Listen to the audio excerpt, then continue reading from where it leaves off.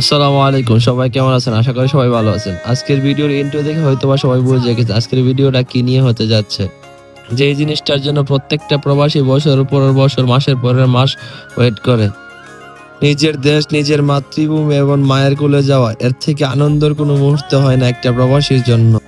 একটা প্রবাসীর জন্য সবচেয়ে বেদনাদায়ক এবং কষ্টদায়ক তার দেশ থেকে দূরে থাকা, যেটা কিনা বলে বোঝানো যায় না। ঠিক তার থেকেও দ্বিগুণ আনন্দদায়ক হলো নিজের দেশ এবং মাতৃভূমিতে যাওয়া।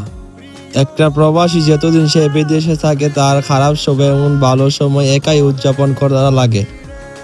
যতদিন বিদেশে থাকে তার ফ্যামিলিকে সে বুঝতেও যায় না তার খারাপ সময়গুলাকে, কিন্তু সে ঠিকই বুঝতে দেয় যে তার বাড়ি ফেরাটা কতটা আনন্দদায়ক এবং খুশির। প্রত্যেকটা প্রবাসী সফল হয়ে বাড়ি ফেরুক এতটুকুই দোয়া করি।